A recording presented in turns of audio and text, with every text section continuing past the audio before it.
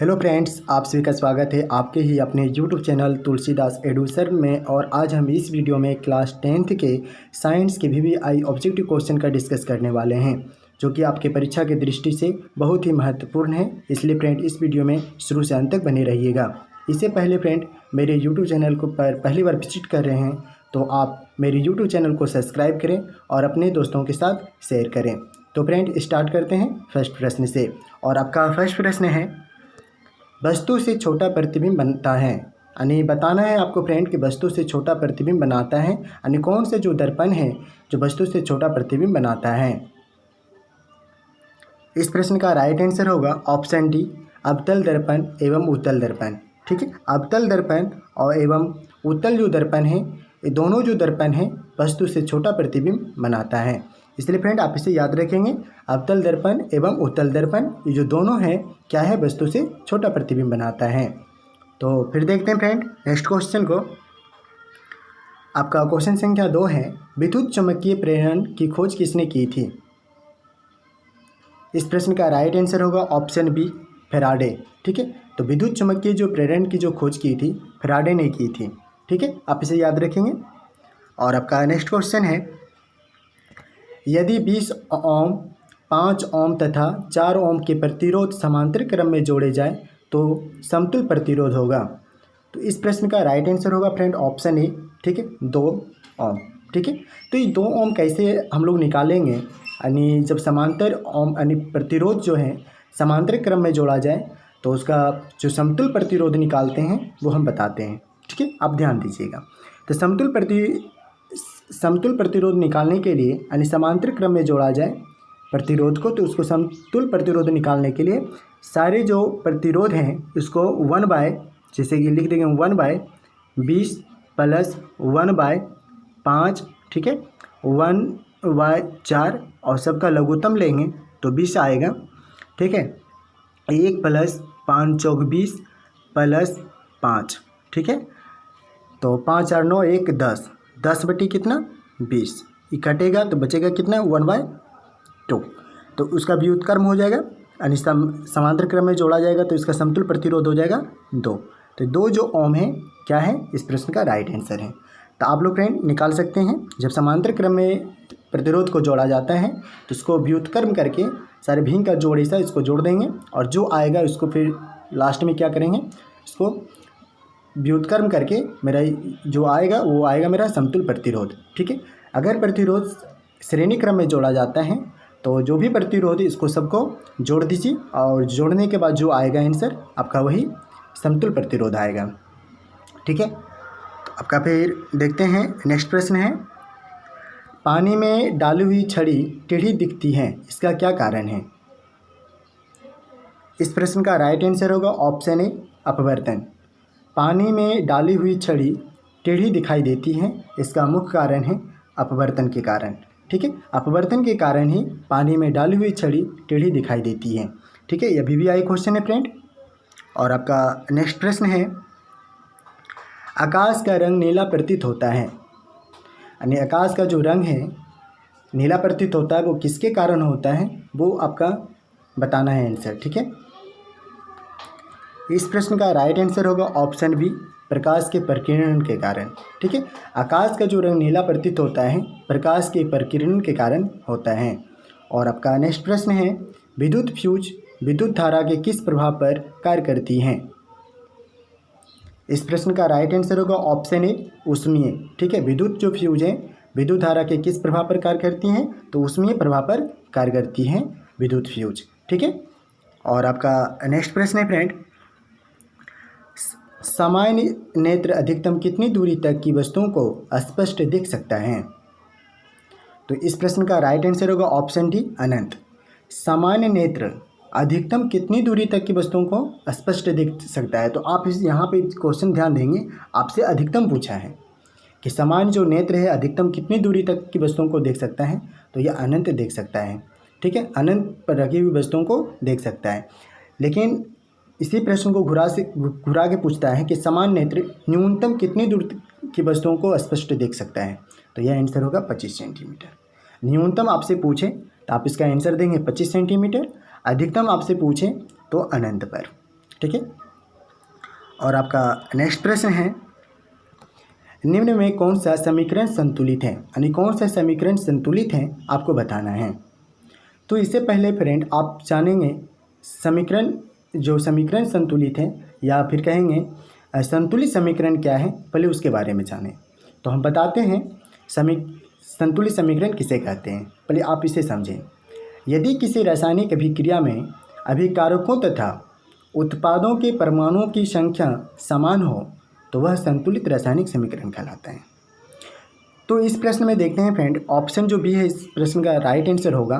देखिए H2Cl2 यानी hydrogen का 2 परमाणु, क्लोरीन के 2 परमाणु, और ये दोनों मिल करके अभिकारक में मिल करके जो उत्पादक बना, इसमें भी जो है 2 परमाणु और HCl, ठीक है, सोडियम क्लोराइड, यानी दोनों क्या देखते हैं इस अभिक्रिया में अभिकारक और जो उत्पादक हैं, यानी जिसको कि कहते हैं प्रतिफल है, दोनों में क्या है परमाणुओं की संख्या समान है। तो यह ऐसे समीकरण को हम लोग कहेंगे संतुलित रासायनिक समीकरण। तो इस प्रश्न का राइट आंसर होगा फ्रेंड ऑप्शन बी, क्योंकि यह क्या है समीकरण संतुलित है। और आपका नेक्स्ट प्रश्न है, निम्न में कौन उभयधर्मी ऑक्साइड है, इनमें से कौन उभयधर्मी ऑक्साइड है आपको बताना है। तो इस प्रश्न का राइट आंसर होगा ऑप्शन बी, है ना, एल्युमिनियम Al2O3, ठीक है, आप इसे याद रखेंगे, ये जो है क्या है उभयधर्मी ऑक्साइड है। और आपका नेक्स्ट प्रश्न है,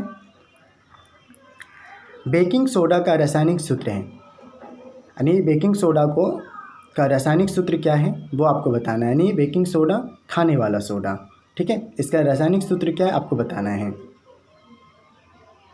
तो इस प्रश्न का राइट आंसर होगा ऑप्शन ए NaHCO3, यानी सोडियम बाइकार्बोनेट। सोडियम जो बाइकार्बोनेट है वो बेकिंग सोडा का रासायनिक सूत्र है, ठीक है। तो आपसे पूछा जाए बेकिंग सोडा तो आप इसका आंसर देंगे, या फिर आपसे पूछा जाए खाने वाला सोडा तो आप आंसर यही देंगे, ठीक है, सोडियम बाइकार्बोनेट। और आपका नेक्स्ट प्रश्न है फ्रेंड, एल्युमिनियम के प्रमुख अयस्क का नाम है, यानी एल्युमिनियम के प्रमुख अयस्क का नाम बताना है आपको। इस प्रश्न का राइट आंसर होगा ऑप्शन ए ऑक्साइड, ठीक है। ऑक्साइड जो है एल्युमिनियम का प्रमुख अयस्क है, ठीक है, आप इसे याद रखेंगे। और फ्रेंड ऑप्शन जो बी आप देख रहे हैं हेमेटाइट जो है लोहा का अयस्क है, आप ये भी याद रखेंगे, लोहा का अयस्क हेमेटाइट। और केलामाइन जो है वो जस्ता का अयस्क है, आप ये भी याद रखेंगे, जस्ता का अयस्क क्या है केलामाइन, ठीक है। और आपका फिर नेक्स्ट प्रश्न है फ्रेंड, एल्कीन का सामान्य सूत्र है। तो इस प्रश्न का राइट आंसर होगा ऑप्शन ए CnH2n। CnH2n जो है एल्कीन का सामान्य सूत्र है। और आपका नेक्स्ट प्रश्न है, संतृप्त यौगिक में, यानी संतृप्त यौगिक में होते हैं क्या होते हैं वो आपको बताना है। तो इस प्रश्न का राइट आंसर होगा ऑप्शन सी एकल बंधन होते हैं। तो संतृप्त जो यौगिक में क्या होते हैं एकल बंधन होते हैं, ठीक है। और आपका नेक्स्ट प्रश्न है, निम्न में से किस तत्व के पास अधिकतम संयोजी इलेक्ट्रॉन है, यानी किस तत्व के पास अधिकतम जो संयोजी इलेक्ट्रॉन है वो आपको बताना है। तो इस प्रश्न का राइट आंसर होगा ऑप्शन बी, यानी फास्फोरस, ठीक है, फास्फोरस का ही पी जो है संकेत है, और इसकी जो परमाणु संख्या होता है वो 15 होता है, ठीक है। और ऑप्शन आप ये देख रहे हैं सोडियम, इसको सोडियम कहते हैं, सोडियम का परमाणु संख्या वो परमाणु संकेत है, और इसकी जो परमाणु संख्या होता है सोडियम का 11 होता है, क्योंकि आपकी परीक्षा में परमाणु संख्या भी पूछता है, आप इसे याद रखेंगे। और SI इसको कहते हैं सिलिकॉन की जो है संकेत है SI, और इसकी जो परमाणु संख्या होता है वो होता है 14, ठीक है। और आप ऑप्शन जो डी देख रहे हैं इसको कहते हैं एल्युमिनियम का संकेत है, और एल्युमिनियम की जो परमाणु संख्या होता है वो होता है 13, ठीक है। आप जितने भी बताएं ऑप्शन में परमाणु संख्या आप इसे याद रख लेंगे, ठीक है। परमाणु संख्या भी आपसे पूछा जाता है, इसलिए आप इसे याद रखेंगे। तो फिर देखते हैं नेक्स्ट प्रश्न को, मानव में डायलिसिस थैली है, यानी मानव में डायलिसिस थैली है वो आपको बताना है। तो इस प्रश्न का राइट आंसर होगा ऑप्शन बी नेफ्रॉन, ठीक है। नेफ्रॉन जो है क्या है मानव में डायलिसिस थैली है, ठीक है।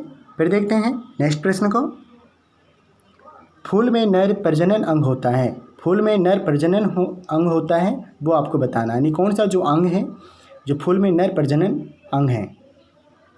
तो इस प्रश्न का राइट आंसर होगा ऑप्शन है पुंकेसर। पुंकेसर जो है क्या है, फूल में नर प्रजनन अंग है, ठीक है। लेकिन आपको फ्रेंड आपसे पूछा जाए कि फूल में मादा प्रजनन अंग होते हैं, तो मादा प्रजनन अंग होंगे स्त्री केसर। आप दोनों याद रखेंगे, फूल में नर प्रजनन अंग पुंकेसर और फूल में मादा प्रजनन अंग तो स्त्री केसर, ठीक है। आप दोनों याद रखेंगे, बहुत ही इंपॉर्टेंट क्वेश्चन है फ्रेंड, आप याद रखेंगे। फिर देखते हैं फ्रेंड नेक्स्ट क्वेश्चन को। एकलिंगी पुष्प के उदाहरण हैं, यानी कौन से जो पुष्प हैं एकलिंगी पुष्प के उदाहरण हैं वो आपको बताना है। इस प्रश्न का राइट आंसर होगा ऑप्शन ए पपीता। पपीता जो है क्या है, एकलिंगी पुष्प के उदाहरण है, ठीक है। और आपका नेक्स्ट प्रश्न है, मानव पाचन तंत्र का सबसे लंबा भाग है, मानव पाचन तंत्र का सबसे लंबा भाग क्या है वो बताना है। तो इस प्रश्न का राइट आंसर होगा ऑप्शन सी छोटी आंत। मानव जो पाचन तंत्र का सबसे लंबा जो भाग है वो छोटी आंत है, ठीक है। और मुँह आप एक भी याद रखेंगे फ्रेंड, भोजन का जो पचना प्रारंभ हो जाता है वो मुंह से हो जाता है, यानी मुख से प्रारंभ हो जाता है भोजन का पचना, ठीक है।